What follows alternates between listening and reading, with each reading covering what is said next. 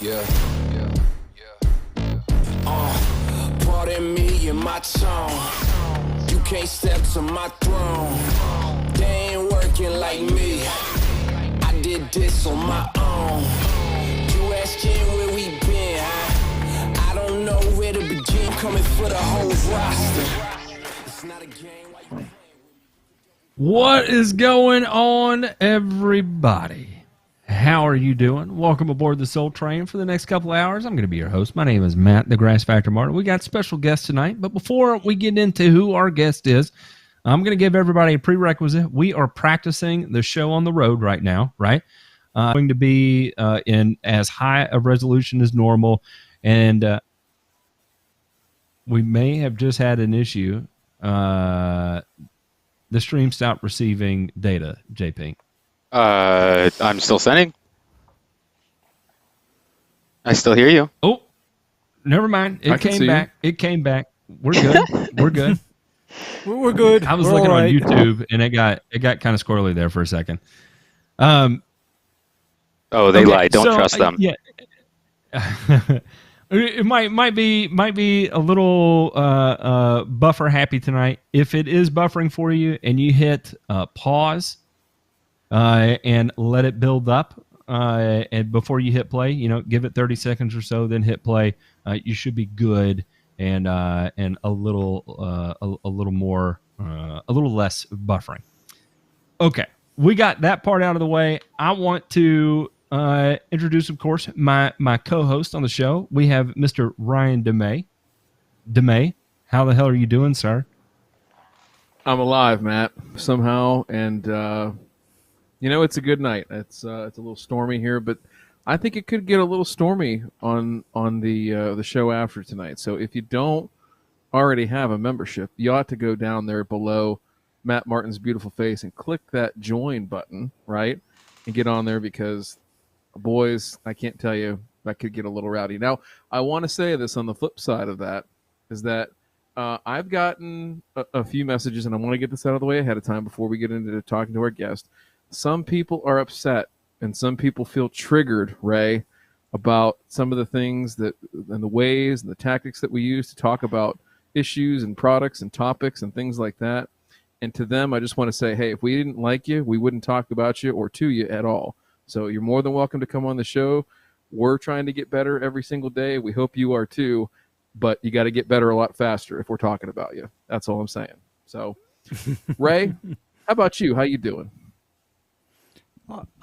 I'm doing well. I mean, another week of taking names and kicking ass, and I just did a real life burn and return last night. Did you feel good? One of my favorite things, Ray, on those is crossing that point of no return. It's like the dice are in the air over the craps table, and there's nothing you can do. You just let it fly. I love the action. I just love that. Well, I love it. I love it too because you see what's behind me. A week from now, that's going to be all white. Sand? Oh, doing a little Pylex? Tenacity plus Syncor plus Dismiss. Ooh. And methylated seed oil. I'd say, yeah, that's going to be a little crispy, and rightfully so. Any lawn that deserves to get that deserves to be a little crispy. I'm going to introduce our guest tonight. We have Mr. Justin Donovan himself, and I'm going to give everybody a little rundown if you don't know who Justin Donovan is. Justin Donovan was part of the Turf Master Empire, and for all you old lawn care heads that are out there, I say old, but it wasn't that long ago. It was 4 years ago. There was a big, groundbreaking kerfluffle within the lawn care space because there were two major acquisitions at the time. And one was Lawn Dog, and the big one was Turf Masters. And that was Justin Donovan's company.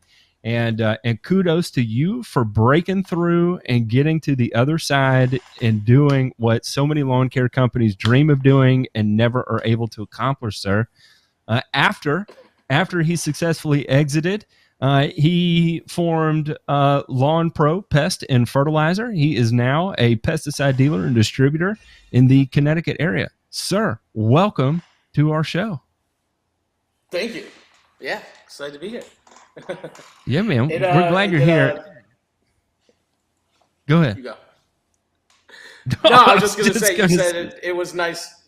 You said it was nice getting through to the other side. And that was alwaise the plan. So it was actually my dad had a 15-year plan, and he executed it in 12 and a half. And it was the second time he had done it. But that's the lawn care dream, right? I think it is. Think about how many guys you know out there that are, on a truck, and it's their third year in business, and they're trying to make that decision of, do I hire my first technician? When do I get out of the field? When do I hire someone to take over the phones? And you remember that initial struggle you go through, and the only thing they can think about is like, 10 years from now, I'm going to sell this damn company, and I'm going to go sit on a beach in Florida and just isolate from the rest of the world. I guess, from your perspective, take us through a little bit of that beginning stage to what it was like in the end. Did it get easier for you as you went along? Was it harder, more complex? No, it always what gets was tougher. A little bit of that like? It always gets tougher. When we very first started, my dad never did apps in the lawn on lawns. He went into it with the mentality that I'm building a business, and I think one of the things is so many people that get into the industry, they start off as mowing lawns, and then they're like, all right, I'm learning about lawns, so let me get into it. So they come from the doing side rather than running the business side. And Turf Masters was, True Green is first and foremost a marketing company. And our Turf Masters, we were heavy on the marketing. And so from day one, my dad he stepped back and he worked on the marketing. And he had, like myself, I had my supervisory by the time I was 20. So I was out there to be the eyes on the lawn. And we had a front office person. We had a full-time salesperson from day one. So.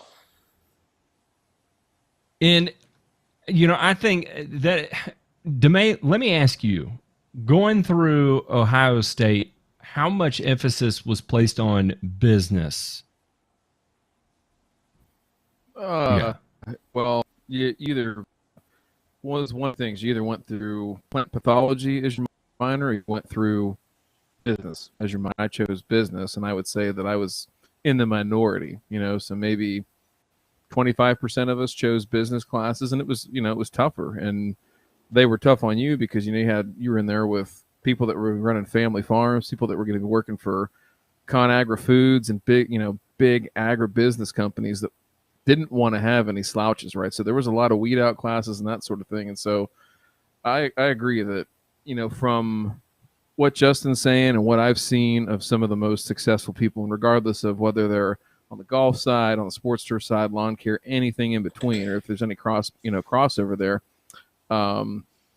they know business first, turf second, or 1A, 1B. And sometimes you have to put your turf hat on some days and wear that a little bit more prominently. But at the end of the day, you got to be able to read that, balance sheet, your cash flow statement, and understand what your business is actually doing so that you can keep the lights on, keep paying your employees. And, I think that's the real question here, Matt, right? Is like, I think what you're getting at, and maybe Justin can talk about this because I'm sure he's met other people that have asked him this question, and you have too, is, there's a big difference between owning your job, right, and owning a business.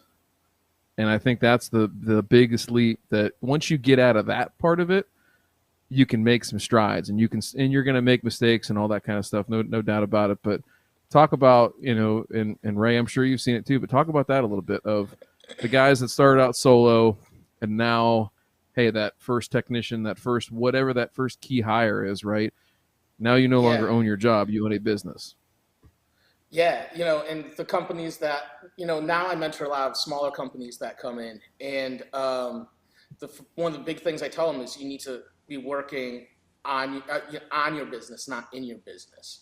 And so many people, they just get enveloped, and they're worrying about doing a route. And to really build, you can't do that.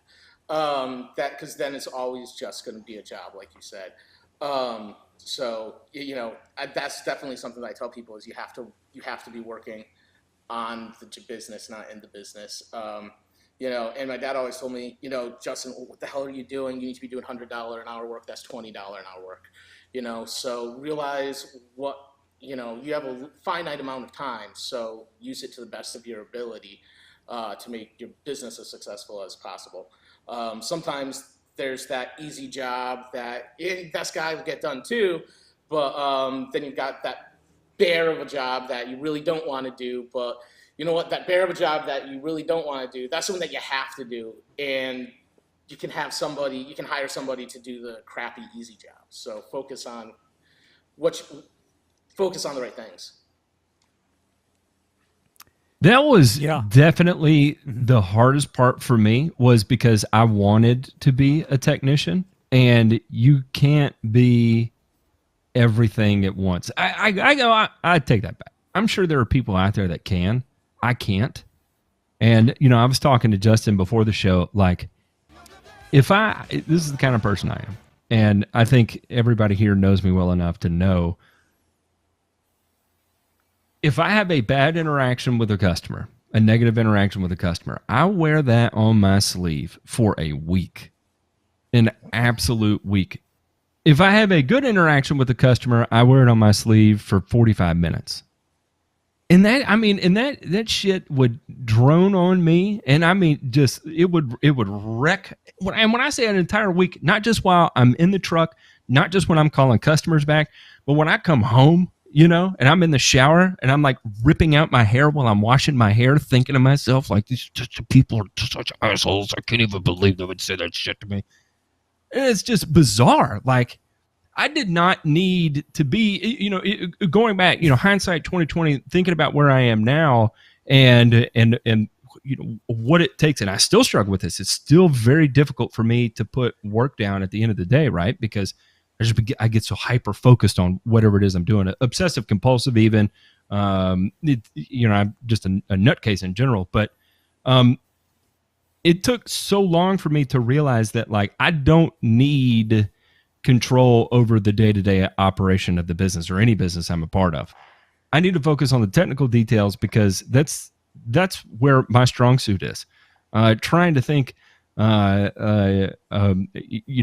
balancing my cogs at the end of the week, or whatever the case may be, let the bean counters do that. Like, I've got to go study 3 labels tonight, right? Because I'm about to do some weird ass tank mix, and I'm trying to figure out how to develop a program for the one damn buffalo lawn that I went ahead and sold anyway for the challenge. And so I should have stepped away and hired someone, put them in the position of managing the business a long time ago. And I think that's why I did so well in corporate lawn care, was because there was already a structure in place. I was just a cog in the wheel at that point. And I really, really like that. Yeah. But when you I pulled the punches, on just what you need to do. Exactly. But when I'm in charge and what makes the sun come up and the sun go down, I hated it. Did I have moments where I enjoyed it? Yes. If I had to do it all over again, would I have done it that way? Not a chance in hell. Not a chance in hell. No way. Ray, you're down there. Are your ears steaming? Where are you at on all this? Are we all good? Are you going to karate chop me? No, Matt. You see, that is where I remember you saying that you can run 3 types of, lawn and landscape care businesses, but you can only do 1 out of the 3 at a time, and you better be damn good at it. And that's literally the direction that I took my operation in, because people are told, I'm not your trash hauler. I am not your janitor. I ain't your custodian. You've hired me because nobody else seems to be able to grow and maintain the turf grass on your property. And I make that very clear, and I keep that very clear at all points in time. So, because you've probably never heard me say this, Justin, I say that you can run three types of businesses, right? You can run business A, which is where you're going to remain small and purely centered around the types of clients that fit your model, which is going to be high grossing and aren't going to offer a lot of pushback, and you're going to do it, and you're going to maintain these to the best of your ability, and that's it. That's where your expertise Small, is. high-end Type owner 2, operator. exactly. Type 2 is going to be volume lawn care, right? And I call volume lawn care, where you're going out and you're spraying $1,000, $1,200 a day, whatever the case may be. Or you can be business 3, which is you can try and balance the two. And business 3 does not work. You cannot balance the two effectively. Or at least I can tell you, at least from my perspective, I didn't, because I tried to do both of them because my experience was in volume lawn care. But when I started my own business, I wanted to be high-end lawn care. But you still have to make money. And until you can accrue the number of high-end customers that you're looking for, you have to do whatever you got to do for money. And the hard part for me is when I would have 4 lawns on a road in a row, and the first and the last one paid for preventative fungicide.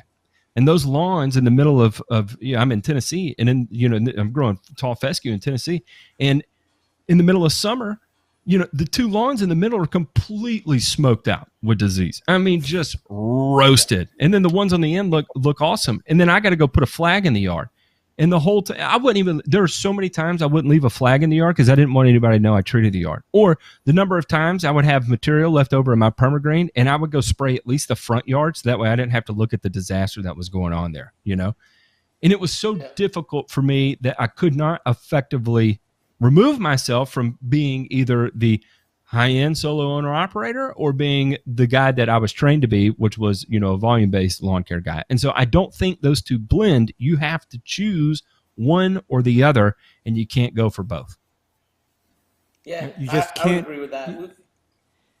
You just can't do it. And I think the easy part for me is that I had the good fortune of getting my feet wet in the business, working for somebody that tried to be 3. So I learned from his mistakes. I learned from all the stuff that blew up in his face. I learned, for example, how not to deal with clientele. And when I say how not to deal with clientele, that includes not telling people what they want to hear. In other words, I tell people right off the bat, I'm not here to make you happy. I'm not here to do what you want when you want it done. I'm literally here to do what is right for your turf grass. Period. So, Justin, Ray is on the opposite end of the spectrum of probably most people we've ever associated with. And that's why I think he provides such a unique perspective because, how many lawn care guys are out there that are that intense and have gone through it, have learned it, and they said, you know what, I'm going to run this type of business, and that's the way it is. There's only a handful of guys in the States that do that, Yeah. Yeah. And some of those guys, those are some of the happiest lawn care guys you meet, though, because they really love being out on the lawn and they're able to, educate their customers to have the program that they want to run. And, you're not kind of forced into, unfortunately, most of lawn care has been kind of true greenized. So, you can't run a duration product because a homeowner is going to look at you, and yet, what the hell? You mean you're going to apply one fertilizer all summer? That's ridiculous, And it's like you try to explain it to them, and meanwhile, that'd be great because then you could be there, and instead of slinging fertilizer, you can be going and actually getting off the Z sprayer, digging down, seeing if it's chinch bug or if it's disease or if it's drought, doing a much better analysis, But the industry's been true greenized, so the companies that can do those cool things. You know, my dad and I always talked about, like, could we have like a high-end program? But you're right, you can't do both. You have to pick your lane, you know, and we try to market like the big boys and service like the small guys, but only to a certain degree. Yeah, it's a difficult thing to pull off, and you know, some people do it better than others, and I think even if you are doing it, you know, you're really limited by the attention to detail that's within the technician, and I think a lot of that comes down to more of personality traits than it does teachability. It comes down to teachability, which is a personality trait, rather than just training, you know, because you know, you can take someone and put them through all the training in the world, but it's either going to click and they get it and they get what it means to be a service provider, or it's just never going to register and it's going to fall on deaf ears and they're going to be in their own world the whole time they're out there. And you're limited by that. And it takes and a lot of times, if you do find that person, what are they going to go do? They're like, you know what? I'm a good technician. I provide great customer service. I'm going to go start my own damn business. I've had enough of this. Yeah. Yep. Yeah. And by staying, and, you know, and that's something that I recognize because, you know, believe it or not, my customers are always pushing me to, why don't I get big and hire people? And I tell them, oh, you really want me to do that? And then I refresh their memory. I tell them, remember your other service providers where you'd be on the phone or emailing the boss or the manager of on some level, but what you tell the manager or the boss is extremely disconnected from the people that are actually on your property. And it gets to the point where if that's how it is, I might as well not have middlemen, because there's something else about me that's, I guess, a little bit weird. I cannot stand hierarchy or bureaucracy. Can't take it. I mean, it's like, for me, it's like, cut the crap. Let's get down to business. Justin, I got to pick a fight with you out of the gate here. Y'all were a Z-Spray company? We were. We had the biggest fleet of shit. Z-sprays in the world. Look at that. We were. Man, that makes me want to vomit.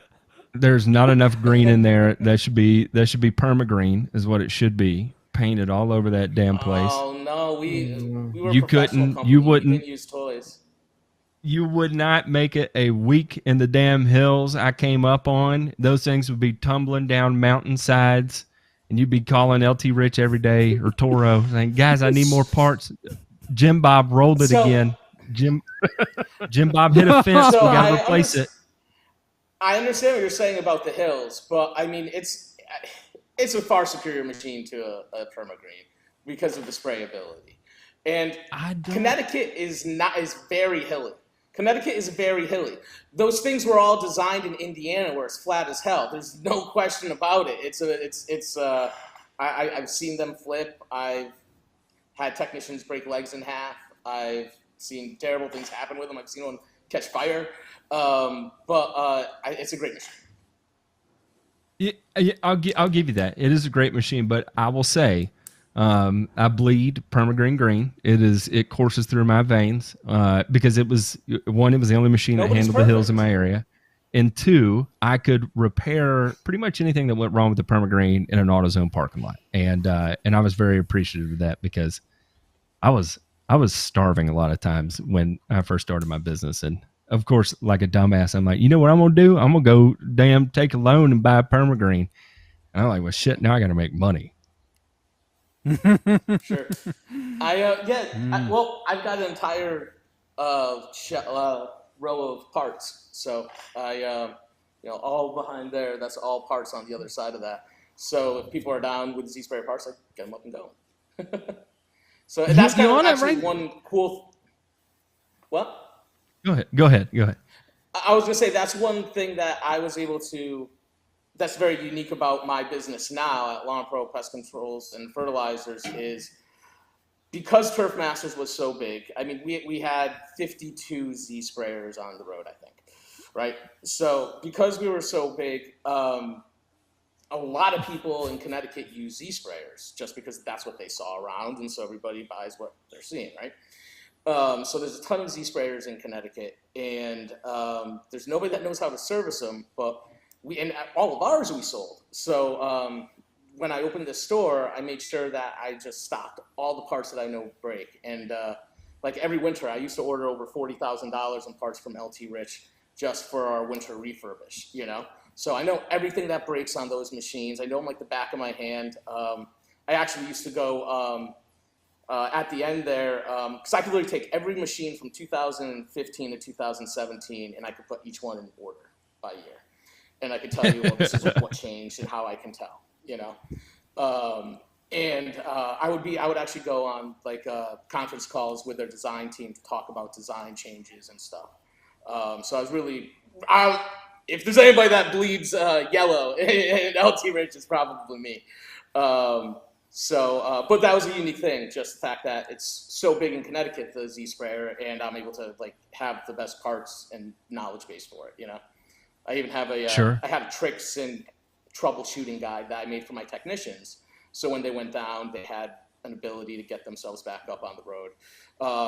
Stupid things like use a paper clip to if your fuse busts, just so that you can at least get back on the trailer. Just silly shit, even. And so I could give that to my customers too, just because learn from your mistakes.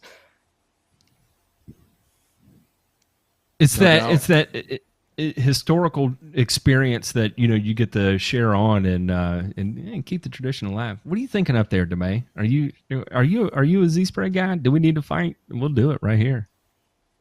We can fight. I mean, I think permagreen is. I mean, I'm not going to say it's trash, but I wouldn't put I wouldn't put anything on my body on or around that thing. I mean, these Canadians, dude, man, I'm telling you, they got a different outlook on Earth. We had one that made a good line dog for a little while. Yeah.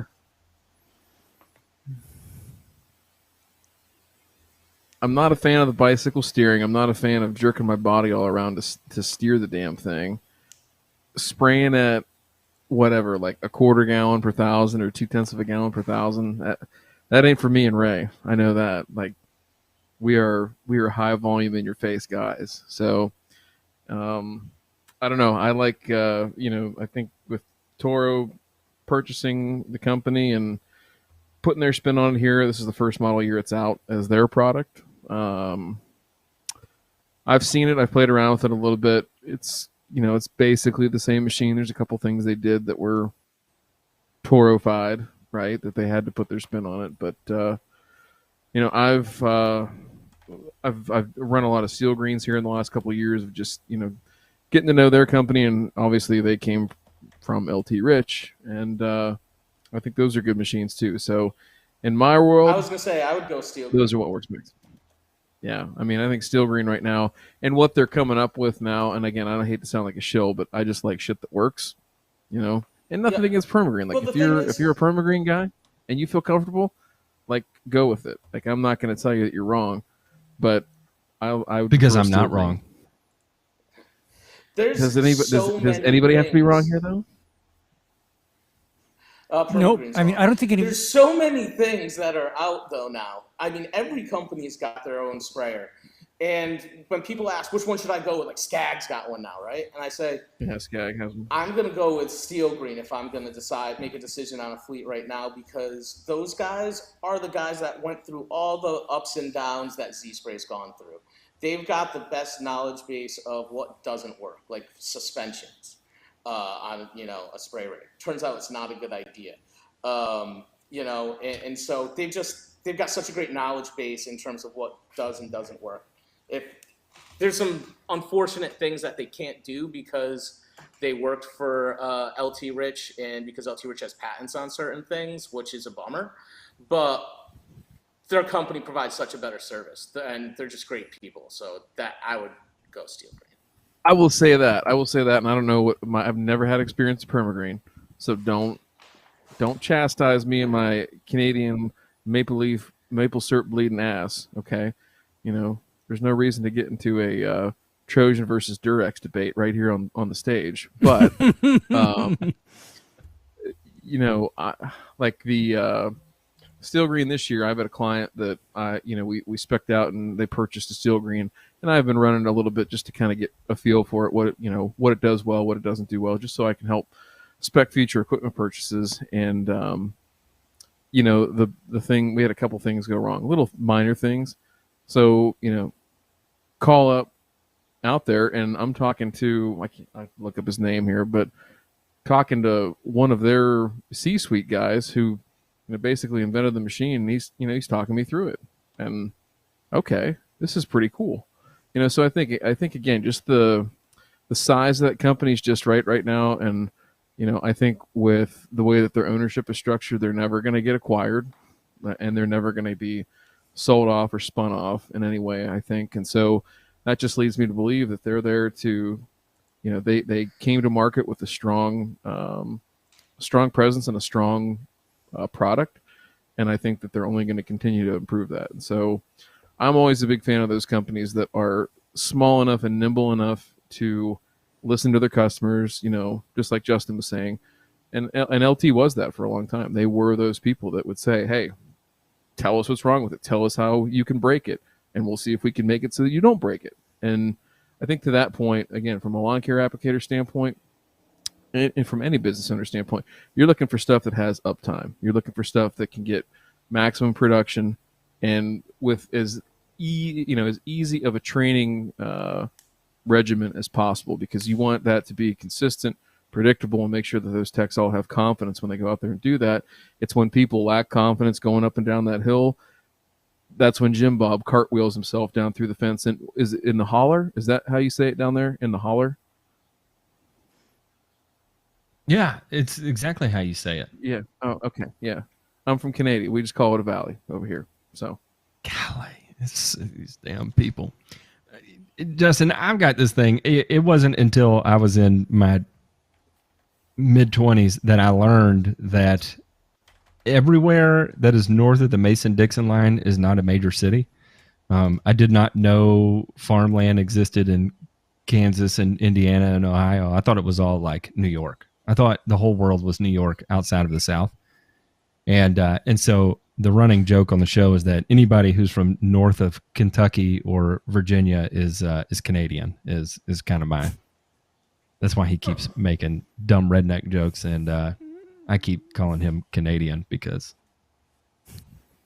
How's your maple syrup up there? Huh? You've been sucking on maple trees all morning. Delicious. Look at y'all. Y'all look drunk up there. And which must be why Matt considers me an honorary redneck, even though I'm not from the South. Because you're as I'm as south far as you can get. Yeah. All those Key West. If you turn Ray loose, if you turn Ray loose with a bow and arrow, he'd go get squirrels and eat them for dinner. That's all I'm saying. I mean, I wouldn't put it past him. What Deer, bring it on. Yep. Why don't we That is too many tell for me. Justin what Ray uses for a sprayer? Ray, you want to inform Justin about your well, you don't have a ride-on spray rig, so tell him about it. Okay, I have two main spray rigs. One is a skid sprayer powered by a Honda engined D50 pump. That's number one. Okay.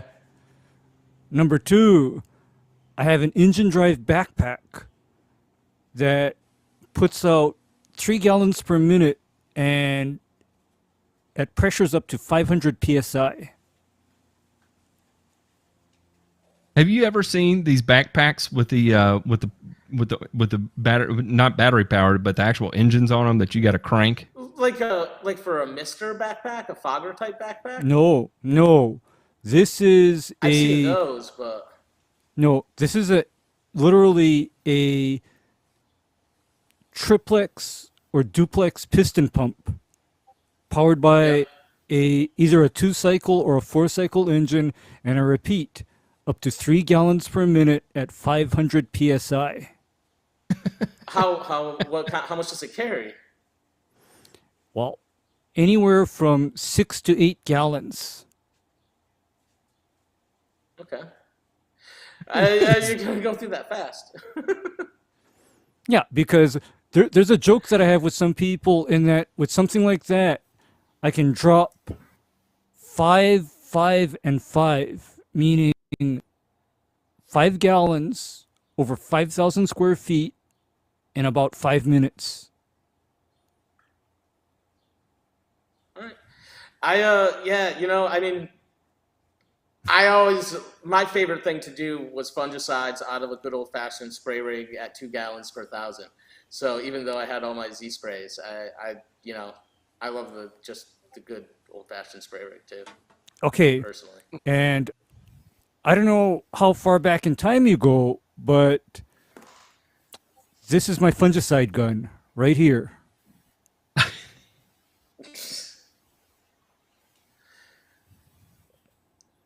Ray, and then the ceramic Discord nozzles.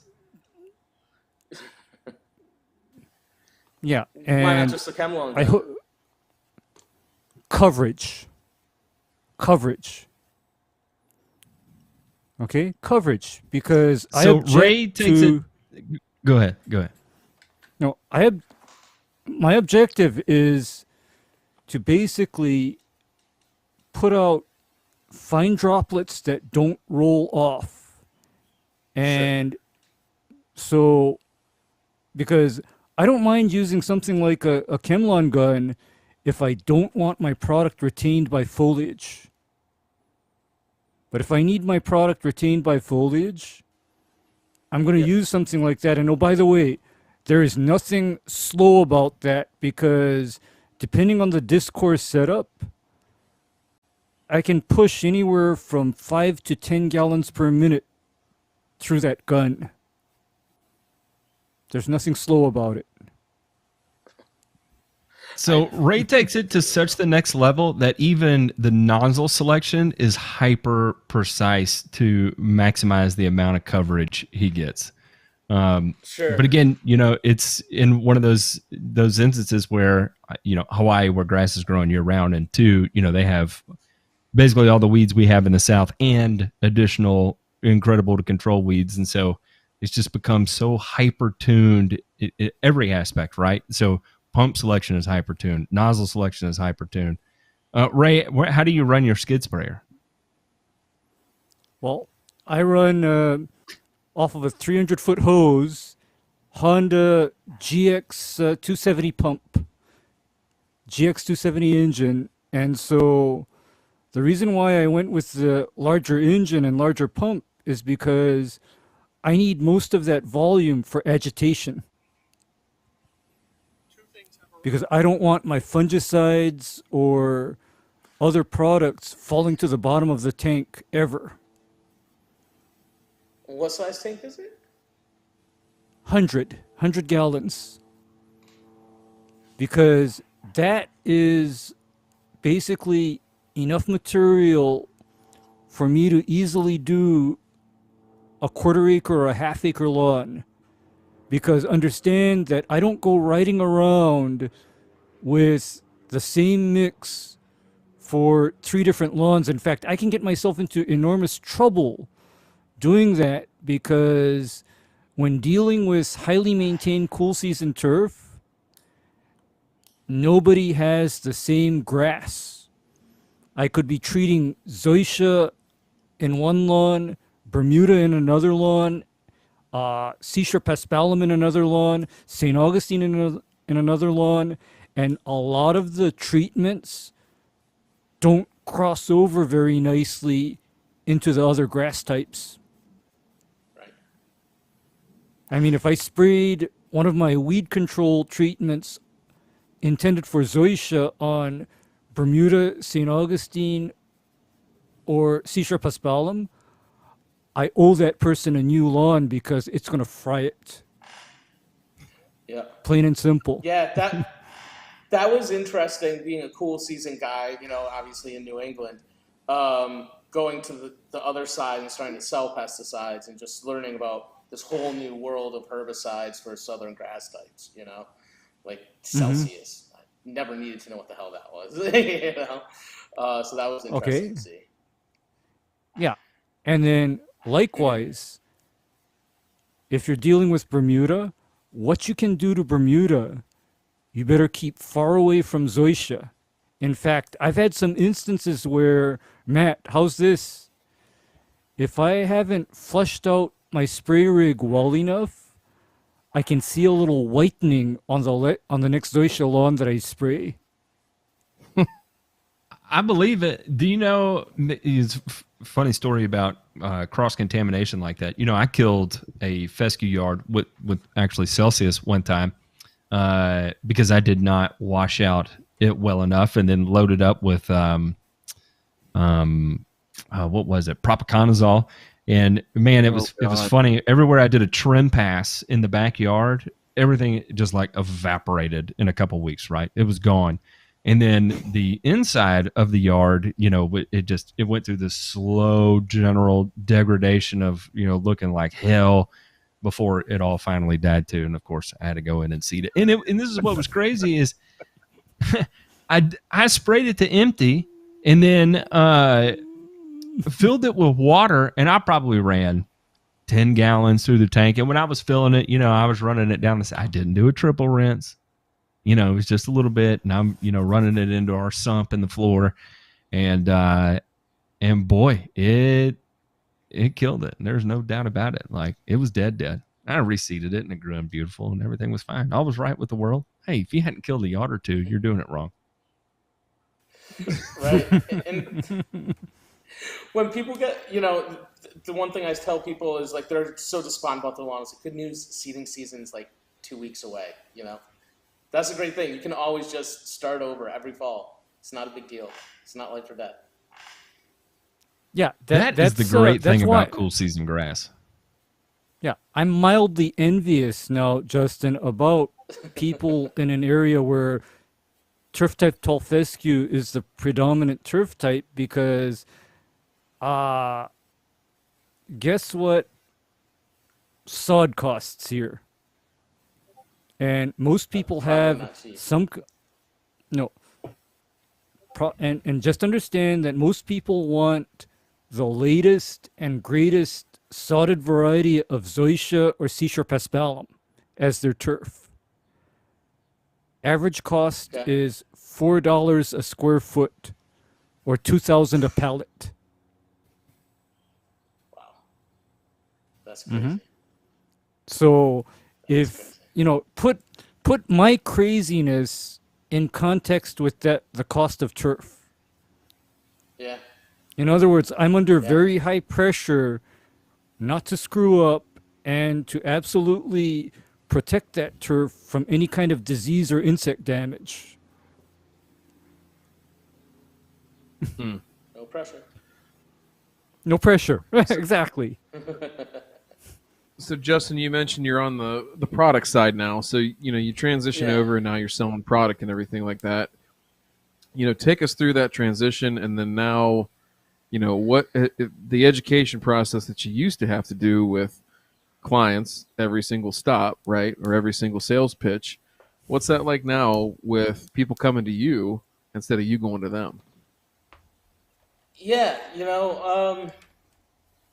switching over to the sales side, my favorite part of my job was always just talking to whether it was my employee or my customer, really like the education part of lawn care. So I'm able to still continue to do all that. And, one thing we always said about the lawn care industry in general is you can break it into thirds. A third of people are going to do absolutely nothing. A third of the people are going to do it themselves, whether it's, the people that are just crazy and they're doing, 2-3 week rotational fungicides, or the person that's just buying one bag of Scott's, 4-step, and they don't even get past step 1 or step 2. And then there's the third that hires somebody. So there's the do nothings, the people that hire somebody, and then the do-it-yourselfers. And one thing, we had a non-compete, so it made it easy to not be able to start another lawn care company when you have a non-compete. And so then how do I utilize what I know about the industry and all the experience I have in the industry, and kind of leverage what I liked most about my job, which was talking turf and educating people. And so this just kind of seemed to make sense, because I knew a bunch of the big dealers just because of how much product we bought. Like, I just became a Jonathan Green dealer. That was pretty cool. We used to use 88,000 pounds a year of Jonathan Green. Ray was talking about turf type 12 fescue, big turf type 12 fescue people up here. So, but excited to have that relationship, and that was from Turf Master. So I used all those relationships to leverage my ability to even start this. But it's nice just to be able to stay in the industry, and there's other lawn care companies, and I don't mind teaching them some of the things that I think made Turf Master successful. And there's little tricks and things I've learned over the years, products, whatnot, that for what we call big boy lawn care, you call volume lawn care. Certain things that, hey, if you do this, you can be way more profitable. It's just just switching a small thing like a herbicide. Why don't you share one of those? What's something? What's one of those things that really overlooked, or people when you tell them the light bulb goes off and they're like, hey, yeah, that makes a lot of sense. What are some of those things? Professionals using Q4. I absolutely hate it. Thank you. My God, I hate that freaking herbicide so much. Wait, Go right down the list. Q4, T-zone, they can all lick all my left and right side of my back. I almost went there, DeMay. The only people that make money from PBI Gordon is PBI Gordon, right? But that's a saying I didn't know before, but I know now that I'm on this side. The only people that make money from PBI Gordon is PBI Gordon. But Q4 in particular, I hate because it's almost false advertising that says that it controls yellow nut sedge. It's got such a small level of sulfentrazone. You're never going to get more than a burn down. You're never going to control to the nutlet. And so that problem is just going to continue to get worse and worse on that property. And it gives the applicator that doesn't know what the hell he's buying a false sense of security. Now, plus, at 3 ounces per thousand, it's costing you $2.75 per 1,000 square foot. I've got a product called On Deck. It's a two-way herbicide. Most people hear two-way herbicide, and they're going to cringe at that, Speed Zone, great four-way herbicide. Well, the thing is, On Deck, 0.75 ounces per 1,000, really low use rate. It's got a high level of dicamba, so you get a lot of root action, and it's got a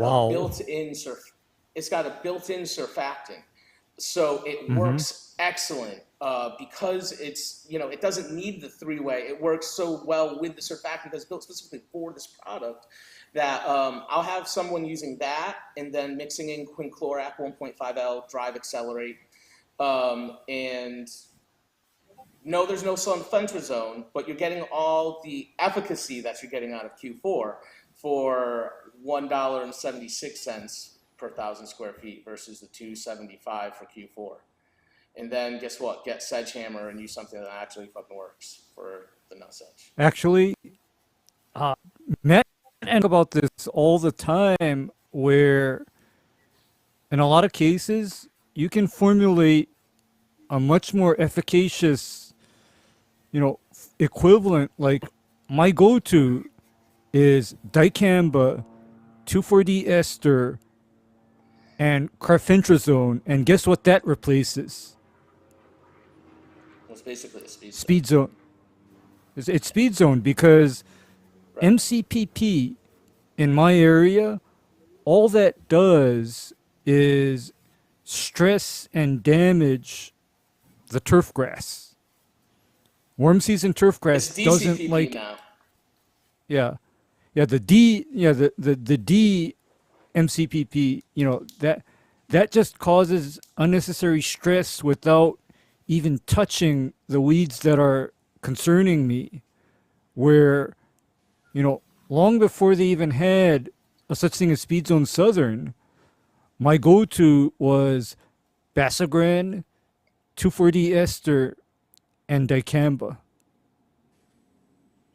I used to run that on, acres of, Bermuda or Citra paspalum. And it would get weeds and get them good and at a good price. Yeah. Yeah. Yeah, that's one thing is teaching the pro, like, to buy. There's one thing at Turf Masters. There was a time to spend money where you can really differentiate yourself by spending money, and then there's opportunities where you can really save a lot, and you should not be wasting money. Like grass seed. We were big believers. We were always Jonathan Green. I don't care what you tell me. I've seen Jonathan Green, and I've seen a bag of Site One in the lawn next to it. The Jonathan Green lawn looks different afterwards. It's got an Audi in it, versus the Shamrock or whatever that you're getting from Site One. So things like that, and XCU versus Poly Plus. Just going to something as small as just having a fertilizer that released at a better curve and don't have as much of the ups and downs. Those small things that you could improve in your program and spend a little bit more on were really important for differentiators, I thought. So I made a spreadsheet. I guess it's been a few years ago, but I took all the popular combination herbicides and fungicides and broke it into a spreadsheet to show, one, how much active ingredient was in it, and then how much you would save by rolling your own, basically by, using two individual active ingredients rather than buying, what they formulate for you. And it's amazing. I saw someone else mention Dismiss NXT. You want to talk about something that makes me violent? Is anybody that would ever spend money on Dismiss NXT? There's a couple of them that you can't replicate, and that would be like Tribute Total. You can't replicate that because actually one, you cannot isolate the iodosulfuron methyl, and then the other one is the halosulfuron. They actually have a higher rate of halosulfuron in Tribute Total than they do as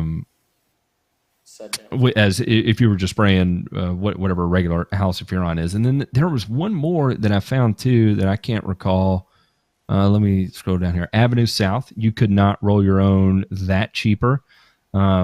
And that's because the pinoxalam that's in Avenue South is the trade name is Sapphire for that individual product. And it was insane. It's $705 a gallon. So I don't know how it gets rolled into Avenue South so cheaply, but it does. But it's funny, I did like Horsepower and Last Call. Do you remember Last Call when it was around for a little while?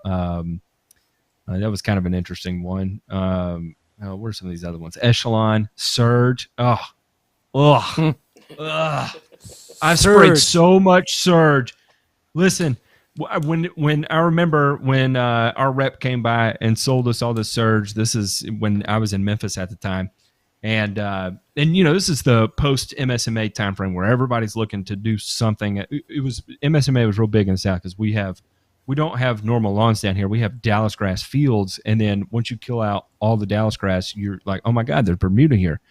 And so that was kind of the name of the game in the South, is how quickly can you get rid of the Dallas grass, right? And so everything was coming along and touted as a MSMA replacement. And so at first it was Celsius, and Celsius was like, and you go, and this is the part that would piss me off about it. I used to say it was a lot like the pharmaceutical industry. You know how the pharmaceutical industry they'll prescribe you all these different medications and they'll tout all these different advantages from it. But in reality, you may have like 4 different side effects that end up causing more problems than the benefit you're getting out of the medication. And it turns out it's not that effective because you have some weird genetic thing that makes it not effective for you. I felt like, when in the chemical production industry, they would put everything on patent. They'd sell it to you at these monumental cost. They'd promise the world. You go out there, you make your application, you follow it to a T. It doesn't work. They go back and they're like, "Oh, well, you got to manipulate it, right? So you were using a non-ion surfactant, like the label says, but we found that if you use an organosilicone, it actually works a lot better. So next year, let's go out with that organosilicone and see what we get." And it would knock it down, and you'd be high-fiving everybody, and you'd be, out there humping the customer's leg, telling them, like, "I did it this time, sir. Yes, sir, I got it this time." And then 2 weeks later, they call, and they're like, "Man, that damn Dallas grass, it died, and it came right back." And you're like, "Motherfucker, man." And I hated that. Surge was one of those combo products that came down the pipeline, and as soon as it showed up on the doorstep, it was like, "Look, this is going to be your summer weed control that's going to get your nutsedge, your Virginia buttonweed, your doveweed, anything that's going to be out there. You're going to come in and roast it." And by the time you get through the round, and you got 12 other guys out spraying, y'all get through the round, and then 3 weeks into it, 4 weeks into it, the phone calls start coming, and then the phone calls really start coming, and you're like, "Why did we just spend all that damn money on this product and no results?" It was so frustrating. I used to get so mad about that. Yeah. So my answer to this was to come up with the roll your own database. And I've got to say, Ray was actually the one who gave me the confidence of getting out there and just playing mad chemist. I make a joke that I'm one bad decision away from being a meth cook because of how often I just end up mixing shit and running with it. But, and I'll say this too, I got to learn a lot more of the intricacies of individual active ingredients too. And I think a lot of people ask me about, like, if I'm mixing these two products, what rate can I mix it at? And so much of that decision would have to be made, by all the minute variances of being out in the field and watching what happens with it. Irrigated lawns, you can probably get a little riskier. Non-irrigated lawns, you probably can't get that risky. You got to be real quick on it. Turn your pressure down on your Lesco gun there, if you're going to go light it up on so-and-so's yard. And so a lot of that is hard to teach, but at least if you give them the opportunity to be able to look at the active ingredients and understand what they're buying, they're not buying a new chemistry, right? They're buying a recycled old chemistry that's been put together and touted as something that's brand new, and it's not, and that's frustrating. Yeah. But and I guess it's a fine line, though, right? Because you can make your own speed zone with 4 other things, and if you're like Ray, and you're the owner operator, you totally competent can do that. Obviously, when you get into like more of the volume lawn care, it's a fine line what you're gonna have techs mixing out on the road and what you're not. Hell yeah.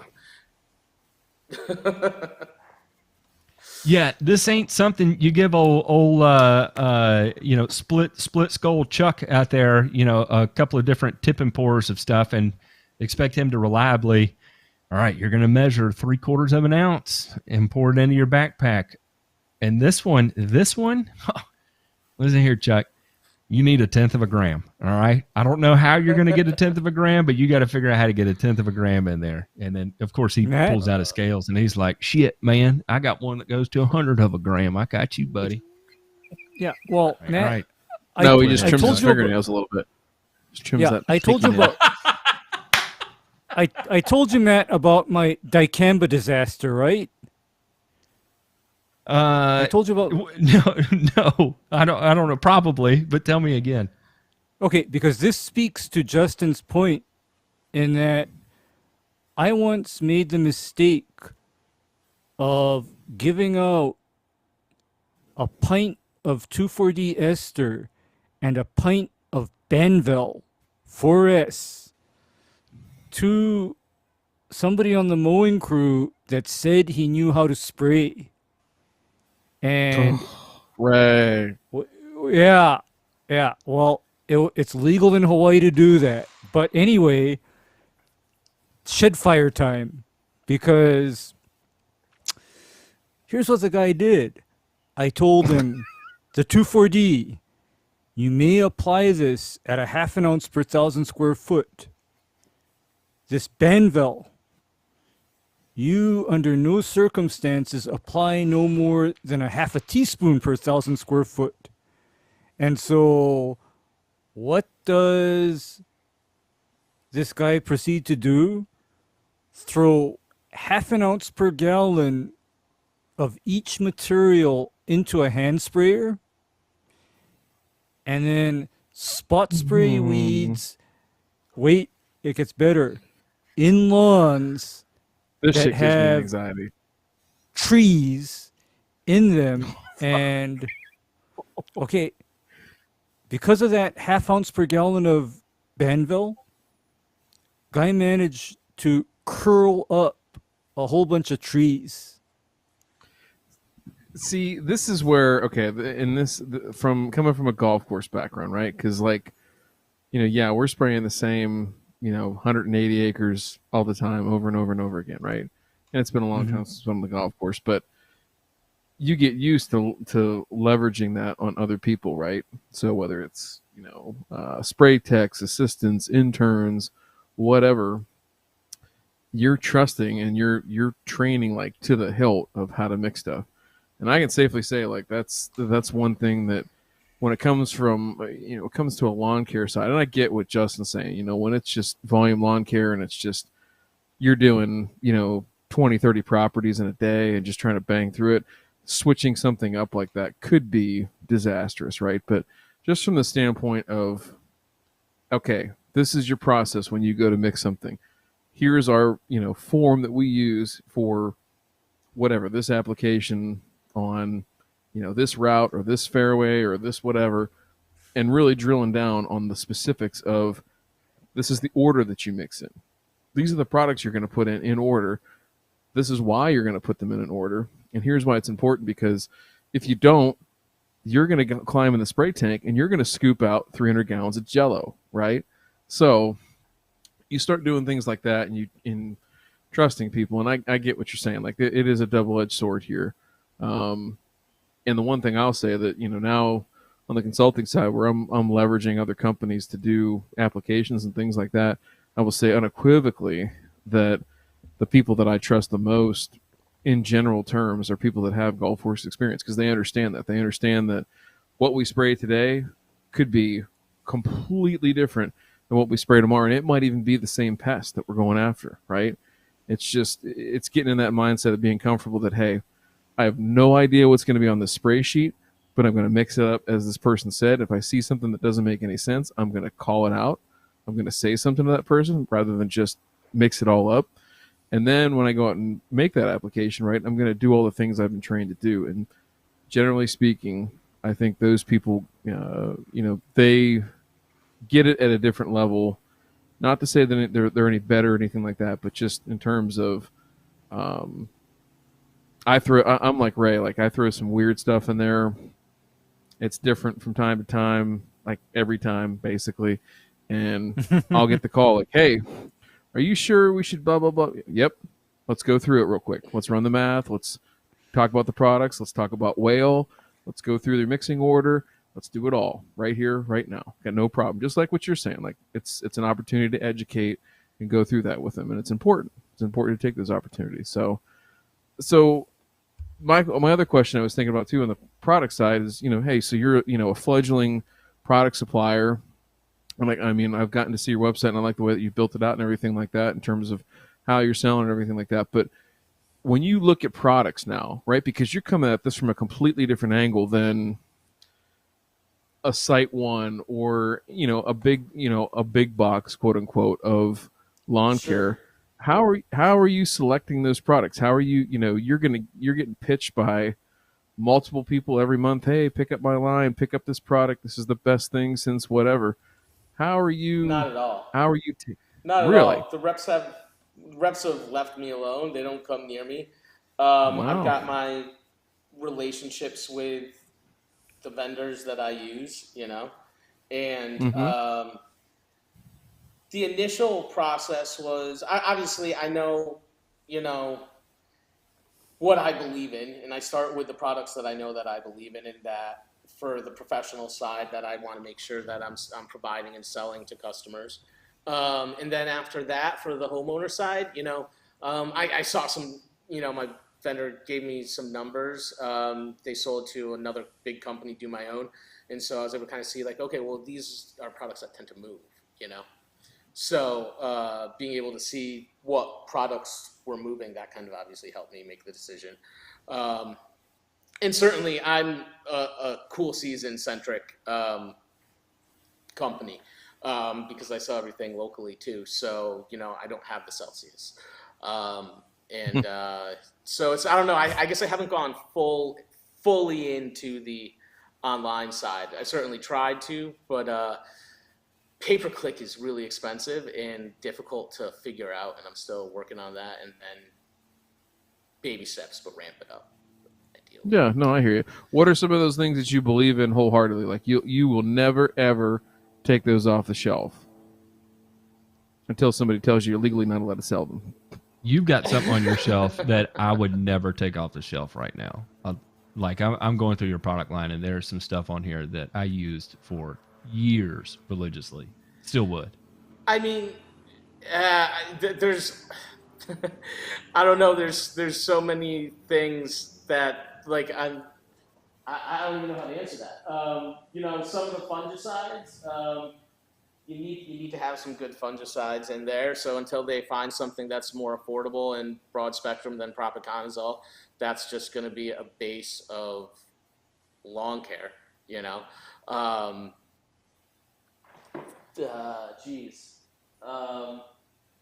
don't know. Triclopyr, obviously, we deal with a lot of violets up here. You have to have the triclopyr. Roundup Quick Pro, something that, as it turns out, you need to have for that landscaper business. I wish more people would give Sureguard a try. That's a product that I wish I could get into more people's hands. It's expensive, but it's a great product. And then, hey, you mix in your glyphosate, especially glyphosate's not cheap now. I was at $44 a bottle in my store a month ago, and I'm at $95 now because of what's just happened in the market. I mean, that's crazy. So it's not like glyphosate's cheap. Turns out, did you guys know that there were 11 factories making it across the world, and apparently 8 of them shut down? So there's only 3 left making it. So there's just, last week, we're talking about the upcoming, kind of groundwork that Bayer laid out for dropping the residential label part of their glyphosate products, and the implications that have, and how that ends up affecting everyone from the lawn care applicator to the homeowner, and it gets real cloudy. And a lot of times, I've talked about this before about how the lawn care industry, it becomes the whipping boy of all the pass downs and regulations that end up getting passed. Where do they implement it first? They implement it into the lawn care guys first. And so absolutely. we're the ones. Absolutely. It makes them look like they're doing something, but we're such a small percentage of the business when it comes to, Syngenta and BASF and Bayer. They don't care if they lose us, really. Keep the ag happy. But yeah, absolutely. Sorry. So you have a product from Valagro. Ag and Golf. I use a ton of Valagro products. Yeah, but Axelo Mix 5 was one of my go-to staples that I ran all the damn time. I ran a lot of Renova. When I got out of Orbix was not out yet, but that's Orbix is my jam. I know everything that goes into that too, and I really like that product as well. So it's cool seeing some of those there that I have a lot of hours and a lot of gallons under my belt. So that's funny. I would have said, when it comes to my own personal lawn, Orbix is one of those products that's one of my favorite things on the shelf. That goes on every fungicide that my dad and I throw down on our lawns. No question. 5 ounces per 1,000. That one's more a niche product. It's hard to sell people on that a lot of times, but I actually sold some today, and I told the customer as he was walking out, I was, it's a lawn care guy. I was talking about how good it was. I was like, you just know when you open it up and it's so dark and black, it's like sun just disappears in it. That's when you know you've got some good shit. It is some good The- stuff for sure.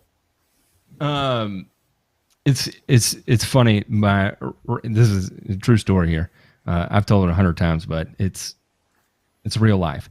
The rep that used to sell me that product attempted to fight me at the 50-yard line of a high school football field one time, because I had sprayed out some ryegrass with Monument, and I didn't buy the Monument from him, and he wanted to show off the ryegrass to some visitors he had, and they had been drinking prior to coming and visiting me, and they did not know I was going to be at the football field. And man, I was so mad at that guy. It was unbelievable. The athletic director got involved and split us up, and he wasn't at the company much longer after that. But man, it was a weird thing. And he was a little guy too. I don't know. Motherfucker. Dude. Dustin. I'm watching Weird you, thing Dustin, actually you happened. sack of shit. In case he's listening. Weird thing happened to me. Well, not to me, but to a customer, because obviously I just opened my doors here a year ago, so all my customers are new. And one of my, not Site One, but the other big local dealer, guy showed up drunk at my customer's office, spitting on all of his trucks, cussing him out for giving me business, and then proceeded to go drive to his house and do the same thing. Craziness. All right, He's so no longer there either. I'm going to tell you something that was told to me. I've never been on the distributor side of things. I've been on the manufacturing side of things, selling my soul to distributors. But I had a buddy of mine in the industry, and I'll say his name.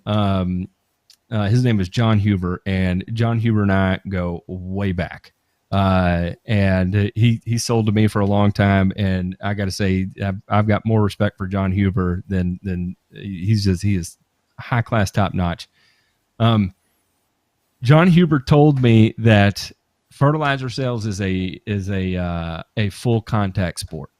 And I did not understand what that meant until I was balls deep in it. And you see things like that.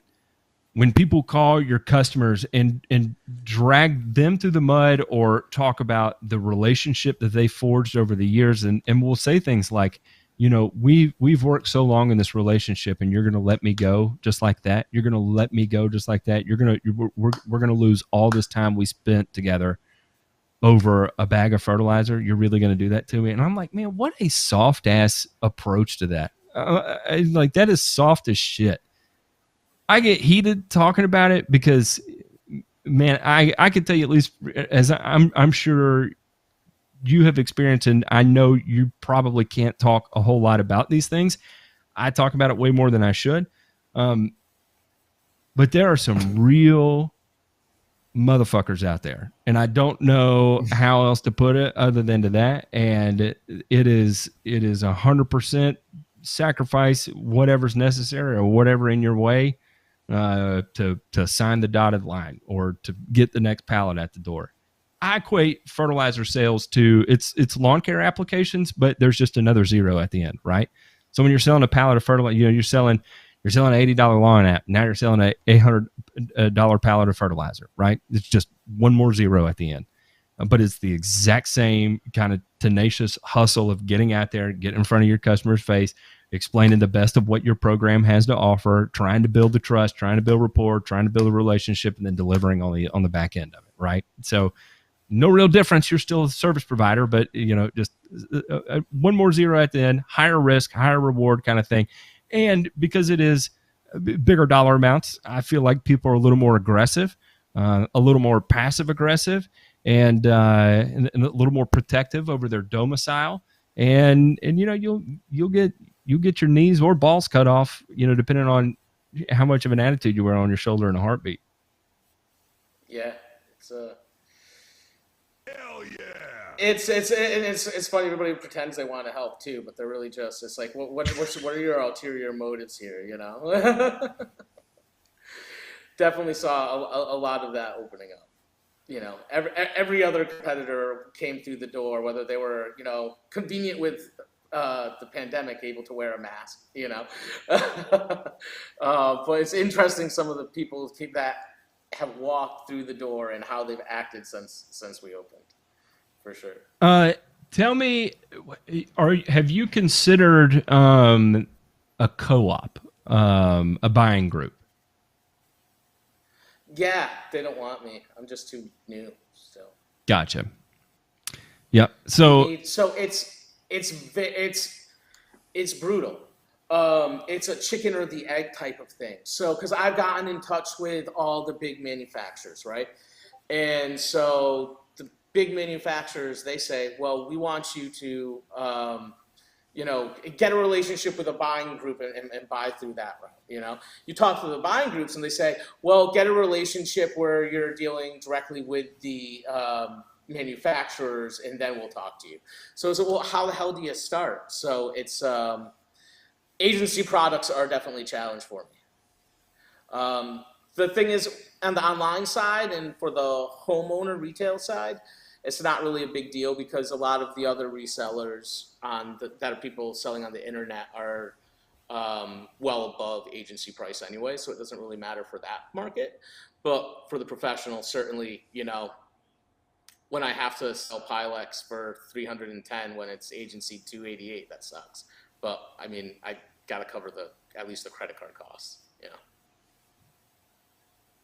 I get it. It's a struggle. I can tell you the thing I don't remember is, walking into distributors and, trying to sell my soul, and then they pull up a YouTube video and they're like, "Can you explain this?"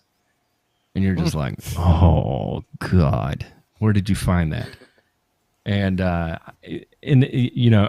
actually thank you to Ryan DeMay. Ryan DeMay saved my ass more than once with distributors, and I mean, and that was when I was in, like really flailing out there in the world, and would I'd say anything to anybody just to try and keep the doors open, kind of sort of thing. But man, it is brutal and it's cutthroat, and I feel you on that. I know maybe not exactly what you're going through, but I do understand a piece of it, and it's you have to know who you are and what you're going to be, I know that I can't compete with Site One for a lot of things. Frankly, I know that when it comes to fertilizer, I can't compete with Site One for the smaller guys. And it's not because of my buying power, it's because Site One gets bonused on their margins, and those guys want to get every last dime they can. So the smaller guys that are buying 4 or 5 pallets, I can't compete all day with that because this is just me. I'm not a publicly traded company, So the smaller guys, I can focus on them. And then the bigger guys, I've still got some things like the On Deck, which is a unique herbicide that nobody else around here sells. So, that's an opportunity. Hey, I can get them in on certain products like that. And then I have one guy that, he spends probably a little bit more with me than he could elsewhere. But every time he walks in, I'm smiling and I'm happy and I'm a joy.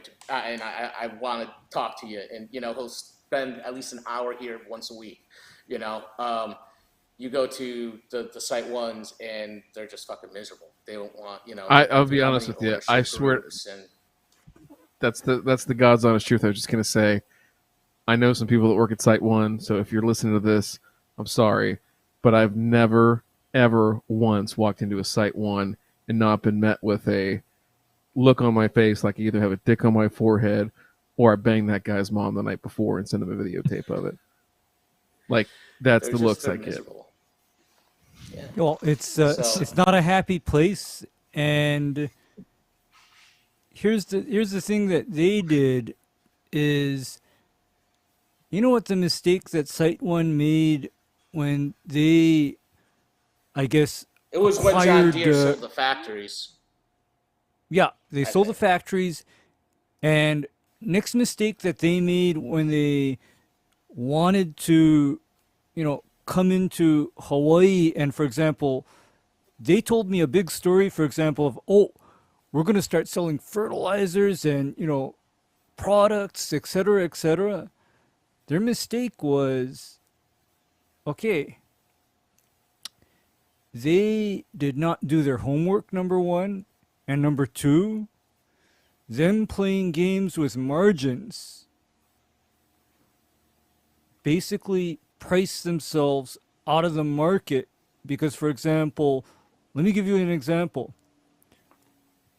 Bottle of Quicksilver, 8 ounces of carfentrazone.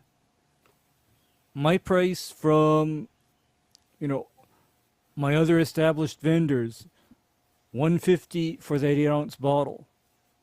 That same bottle through Site 1, apparently because I'm not also ordering, 100-something pallets of fertilizer from them at the same time, was $250. Explain that, please. Explain that. Listen, okay? I want to make this clear. Site 1, these are not my opinions. Please don't sue me again. We went through this the first time, and hey, please don't sue me again, Site 1. If you're listening, these opinions are their own. I don't have the money for a lawsuit, so I needed to get that out there. Yeah. Speaking of covering the cost of lawsuits, real quick. I just want to take a moment that if you would like to support the channel so we can continue to do these types of things, check this out. It was real simple. We had these customers. I say we. Hell no, it wasn't we. It was J-Pink. J-Pink sourced these whiskey glasses. These are the Grass Factor laser engraved whiskey glasses. He went to a company in Ohio. This didn't come from China. They're not full of lead. They're not going to kill anybody. They're high quality. He then took them to a local company here in Knoxville. They did the laser engraving. It's $25. If you want to support the show, you get your own insignia. Pour your favorite Balvenie scotch in there. Pour your favorite. If you drink Jack Daniels, make sure it's the Frank Sinatra version. Get that in there. Have you a glass of whiskey on us? Enjoy it. Thank you.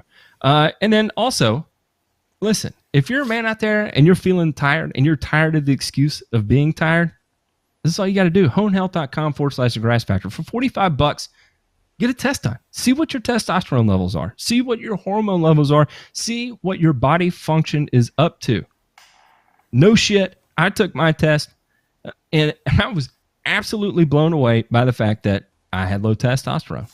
And it's not like by a little, by a lot. I was clinically diagnosed as having low testosterone. I highly look forward to this because, listen, here's the thing. When I sat down with the doctor and I'm looking at this, what was the first thing that went through my mind? I'll tell you exactly what it was. I felt like a bitch.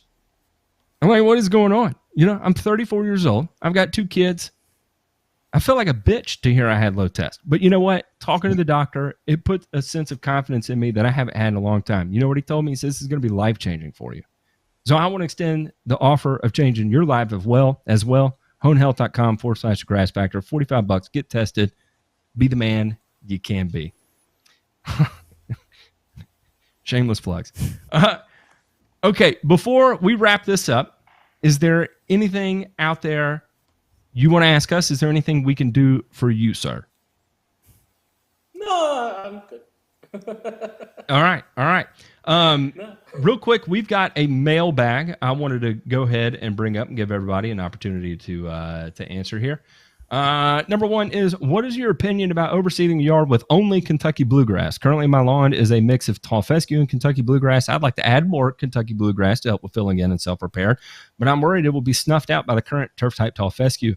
Or is my only option using turf-type tall fescue for seeding repairs? This is part 1 of 2. I would say, 100% you can go with only Kentucky bluegrass. Make sure you're using a Kentucky bluegrass blend and not a mono cultivar. You can do that. Now, here's the thing. As the Kentucky bluegrass becomes more established, those tall fescue clumps are going to become less and less appealing. And you're going to find yourself taking those out more and more until you do have a stand of just Kentucky bluegrass. So, you may want to consider it, but there are tons of people out there that have just Kentucky bluegrass lawns. Who are the Missouri guys? Turf Culture is Kentucky bluegrass. Kevin Colson is Coven Carlson is a Kentucky bluegrass guy. He's got Mazama down south. And so if your environment supports it, why not go for it? DeMay, y'all got any opinions on this? He's seeding Kentucky bluegrass and a tall fescue. Yeah, and he's asking, is it all right on having just a Kentucky bluegrass lawn as well? Oh, I mean, as long as he's going to water it, as long as he's going to keep the mowing height, I'd say below 2.5 inches. Between say 1.75 and 2.5. That when you get that growing point real high on Kentucky bluegrass, it's not a very pretty thing. I agree with you that as that Kentucky bluegrass, if you can get it to establish, is going to continue to crowd out and probably isolate out those tall fescue spots. So I'm not sure that I'd be totally crazy about like trying to convert over. If you are going to do it though, you have to remove as many barriers, right, to success as you possibly can. So if you're simply just going to go out there and chicken feed or spread Kentucky bluegrass over top of your tall fescue lawn, it ain't going to work out very well. It's not going to work out great at all, in fact. So Ray, a couple of things I would be looking at to do here. Number one, I'd be sky high on my primo rate the day I seed, and even probably about 3 weeks leading into that, right? So you're going to be at that 3/4 ounce rate. You're going to shut down everything that's there. And then I would go ahead and, knock it back a little bit, try and get your mowing height down so you have a little bit of better access to that soil. You get a little bit more sunlight down in there, and then go ahead and get yourself a good seeder, right? So if you can rent one, highly recommend it, especially if you're going to use bluegrass. It really does need, when we say seed to soil contact, that doesn't mean seed sitting on top of the soil and contacting that. For bluegrass in particular, with as small of a seed as it is, right? So a little over 2 million seeds per pound, you got to be down 1/8 of an inch, right, to really have good success with it. So I would challenge this person to make sure they're going to do everything right to get it established. And if all of these things seem too tall of a task, then go ahead and spray out and just start it with bluegrass. It's that simple. Like Justin said, it's seeding season, baby. Right? Love it. Right. And if you do go that avenue and in the subsequent seasons you notice the clumps of turf-type tall fescue, you do have an out, but it's a very risky out. Tell him, Ray. Extremely low rate metsulfuron methyl. But warning, dealing with this is fire. You don't have very much margin for error. Be ultra careful about it. Yeah. So on Ray's advice, because I'll be dead honest. I've been always I'm Matt. You know this about me. Ray, you know some too. Is I'm not too chicken shit to try just about anything. But I will say that trying MSM on, mostly or 99% Kentucky bluegrass to get a little bit of tall fescue out or something, that had my butthole puckered a little bit. And what about certainty? Have you ever done the certainty over top of Kentucky bluegrass? Did not work very well, sir. Well, Ryan said do that very certainty well. was even certainty was even worse. Certainty messed up the turf, and at the low rate used, it didn't even affect the target weeds in an acceptably commercially acceptable manner. I mean, Let me tell you about certainty. This is true story. It's true story. 10th hole at the golf course that I was a superintendent at. New build in 2002, and so I was there right from just about the beginning. And this hole was heavily wooded and got the Kentucky bluegrass roughs were ravaged. I mean, ravaged, Ray, with Poa trivialis. So yuck. my high-flying 25-year-old superintendent ass said, "Hey, you know what? It's on. Wait. Let me see if I can do Matt's southern. Hey, man, you know what? It's on the label. We're gonna go out there and get that Poe. We're gonna go out there and get that Poe knocked out. And let me tell you what. I lit up every square inch of that motherfucker, and we reseeded it. And so and I tried to play it off real cool. I was like, hey." We got the Poet Triv, and I remember the president of the club looks at me and he's like, "Yeah, Ryan, you got everything else too. What's it going to cost to fix this?" one of my few big mistakes, and I'm certainty. It's not a good situation, not a good memory for me.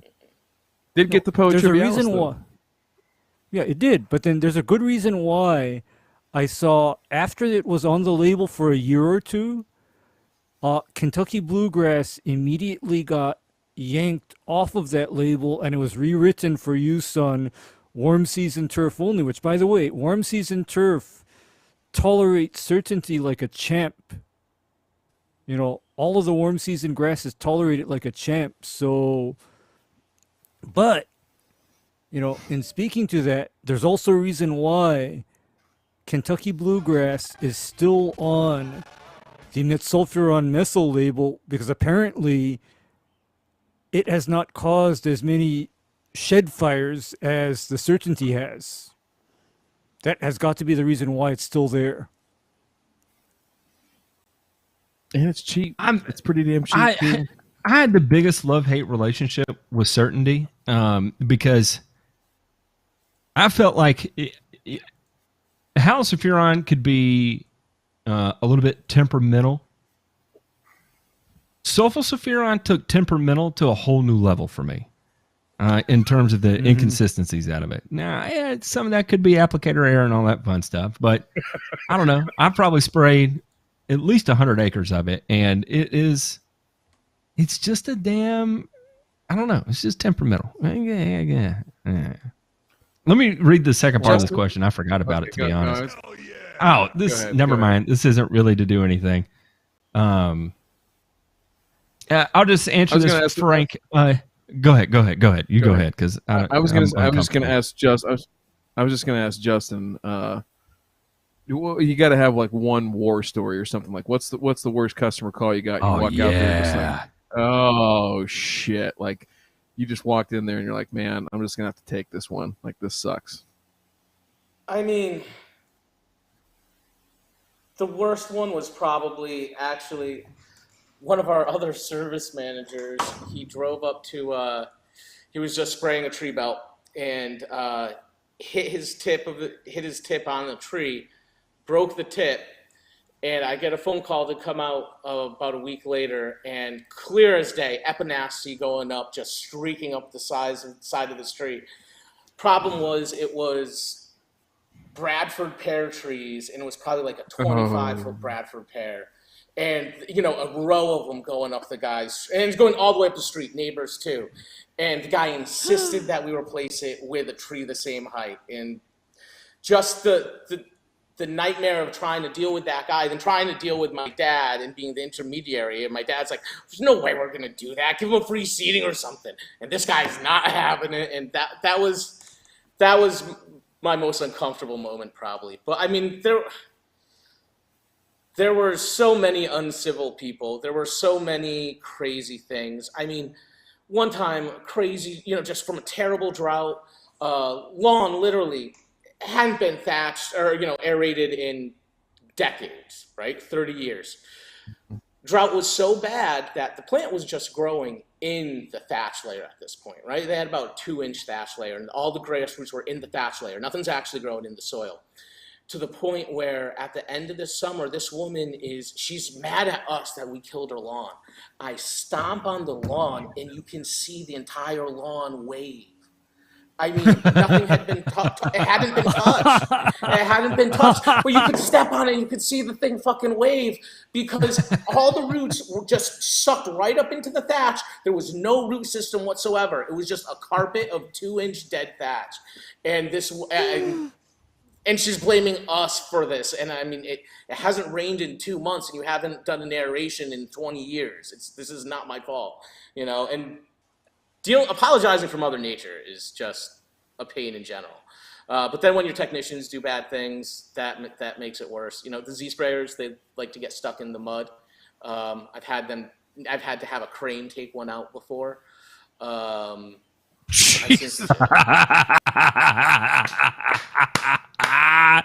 There's nothing like putting that 1,500-pound machine out on some sloppy ass soil.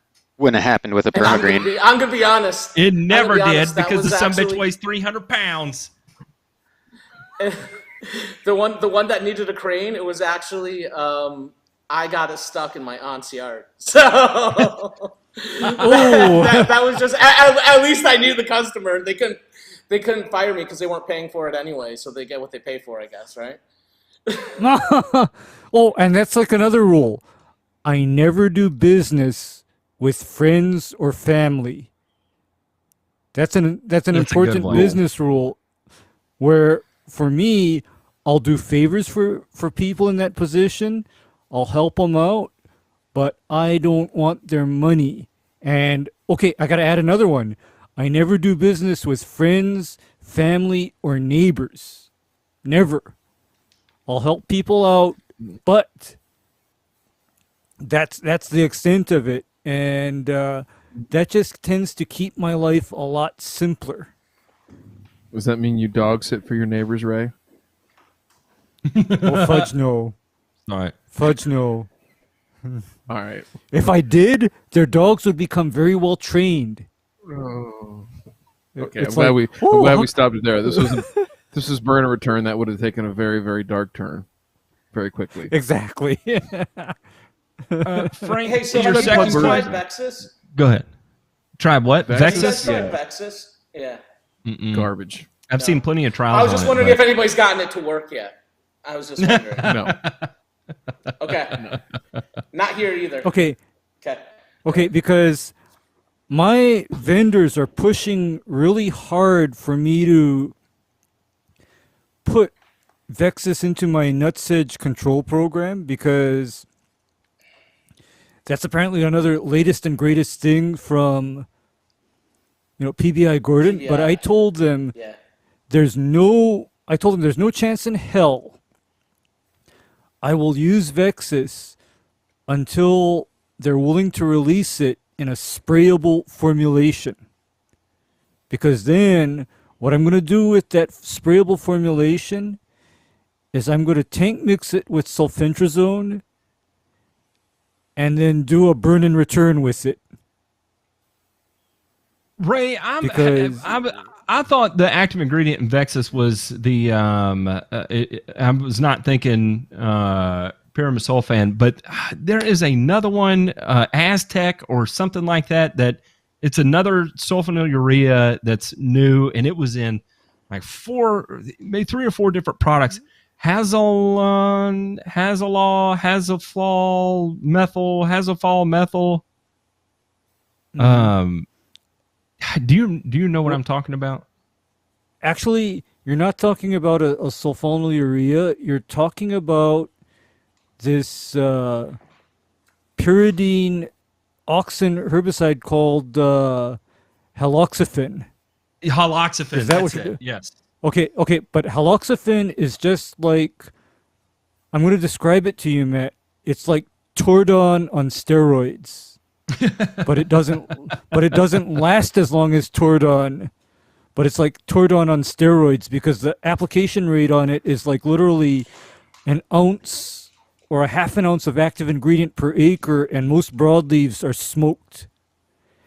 Because Yeah. I'm actually waiting. I'm waiting for that warm season version of it called Relzar. Relzar. I'm Yeah, guessing- yeah. But I'm guessing that they're having trouble getting that approved because too much off-target effects on surrounding vegetation. Because haloxafen, I would be okay with that in a wheat field or a rice field. I'd be extremely concerned with it in a landscape situation with trees and shrubs with their root systems near the site of application, because we don't need or want a repeat of the Imprellis situation. That's what I was thinking.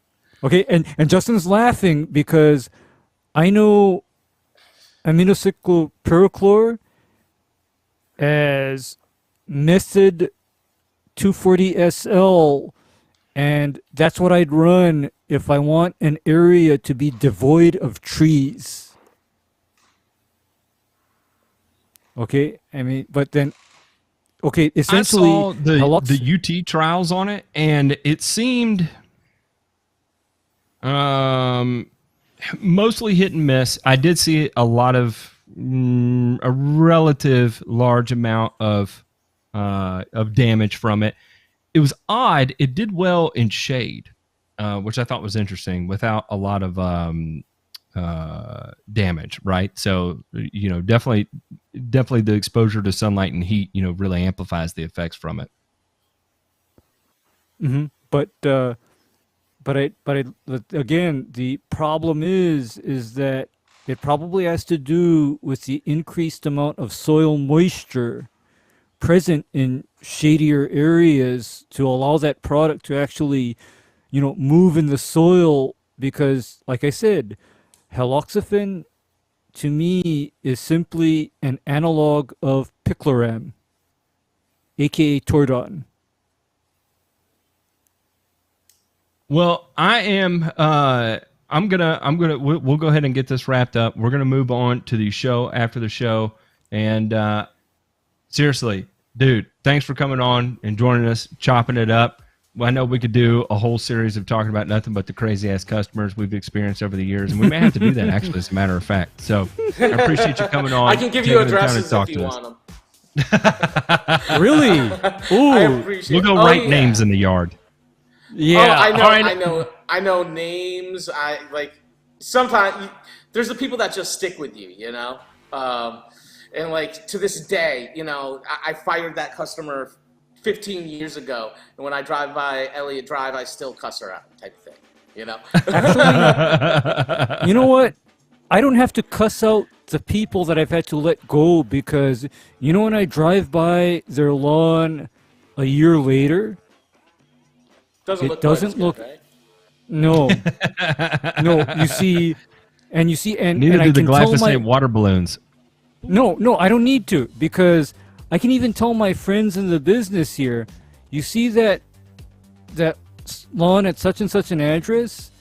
I used to maintain that lawn until they screwed me over, and now look at their lawn and they go, "Oh, that's why the lawn looks bad. Whoops." All right, everyone. You say glyphosate. You say glyphosate balloons. It made me think of I had a customer who was a local radio DJ, and one day, she must have pissed somebody off. You could just see the Super Soaker Roundup all over the front yard, like 100%, 100% what happened. It's like her name was Courtney in the morning, She's like got Kiss, and it's like, what did you say on the local hour, It's funny. See crazy shit, All right, let's take this to the show after the show where we can say all the bad words we want. If you are not a member and you would like to see the show after the show, let me explain a little bit of this to you. You got to hit the join button, and then you will get access to it. You get to join a private Discord. You can log into the private Discord, and you'll see a link to it. We post a link for 10 minutes and 10 minutes alone, and then it disappears forever. You cannot go back and rewatch episodes. You have to watch it live. That is the thing with it. Again, if you do not like bad words, if you get your feelings hurt easily, we do nothing but debunk so much of the bad agronomic advice that's out there. So if you're not into that kind of thing, you don't care how things work, you don't want to understand the intricacies of fertilizers and weed controls, then it's probably not for you. If you usually get your feelings hurt, you don't like bad words, you don't like dudes just sitting around cutting it up, it's probably not for you. No harm, no foul. You don't have to do it. But if you are into that kind of thing, hit the join button. It's the cost of an airport beer. Come on over, and we'll see you on the flip side. Y'all have a good one.